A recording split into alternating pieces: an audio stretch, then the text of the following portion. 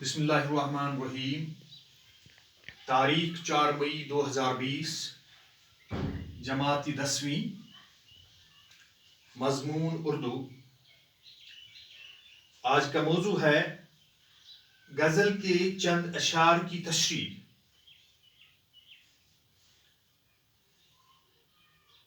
میر کی غزل ہے۔ پیارے بچوں اور بچیوں،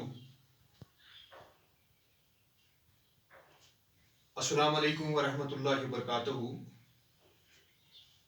مجھے امید ہے کہ آپ میری اس بات کو سنتے ہوں گے۔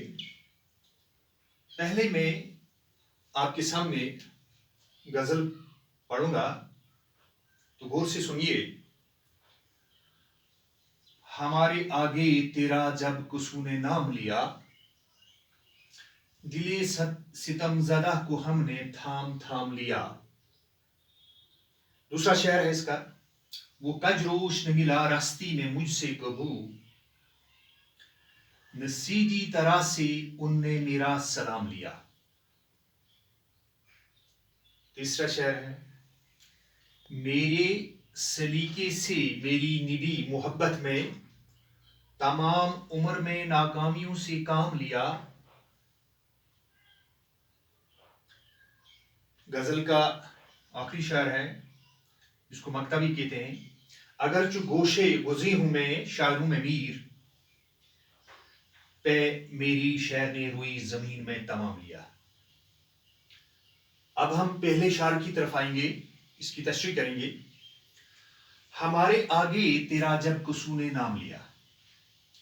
میر تقی میر غزل کی اس مطلع میں، یعنی کہ غزل کے پہلے شعر میں فرماتے ہیں، جب بھی کوئی انسان میرے سامنے محبوب کی تعریف کرتا ہے، تو میں اپنے اس دل کو مشکل سے تھام لیتا ہوں، اس پر قابو کرتا ہوں، کیونکہ میرا دل جو ہے وہ پہلے سے ہی محبوب کی ستم آزاریوں سے زخمی ہو چکا ہے۔ یعنی کہ مشکل سے میں اب اس کو تھام لیتا ہوں، پکڑ لیتا ہوں، قابو میں کرتا ہوں۔ اس کے بعد ہے دوسرا شعر۔ وہ کجروش نہ ملا راستی میں مجھ سے کبو۔ کجروش کا معنی ہے بے وفا۔ راستی کا معنی ہے سچائی، ایمانداری۔ کبو یعنی کبھی۔ کبو کا معنی ہے کبھی۔ سیدھی طرح سے ان نے میرا سلام لیا۔ میر تقی میر غزل کے شعر میں اپنی بے بسی کا اظہار کرتے ہیں، یعنی کہ اپنی بے بسی کا اظہار کرتے ہیں اور کہتے ہیں کہ میں نے محبوب کو احسن طریقے سے اس کا پیچھا، میں نے کبھی بھی محبوب کا پیچھا نہیں چھوڑا ہے، یعنی میں اس کا پیچھا کرتا رہا اپنے محبوب کا، لیکن اس میدان میں ناکامیوں کے علاوہ کچھ نہیں ہوتا تھا۔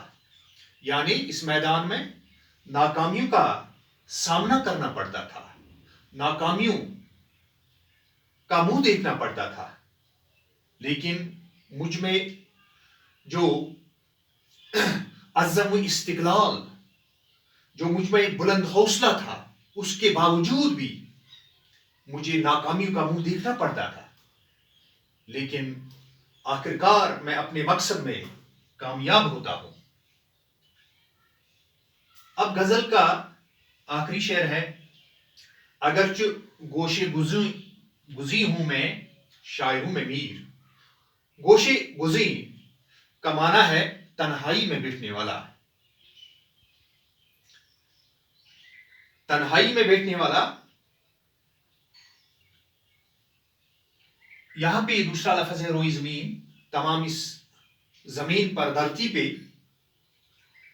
میر تقی میر غزل کے اس آخری شعر مقطع میں فرماتے ہیں کہ چونکہ میرے زمانے یعنی میر تقی میر کے زمانے میں بہت سے شاعر گزرے ہیں اس کے زمانے میں، ان میں سے میر تقی میر ان میں سے ایک گمنام تھا، کوئی شناخت نہیں تھی۔ اب میر تقی میر یہاں پر فرماتے ہیں کہ یہ جو میں گمنام تھا،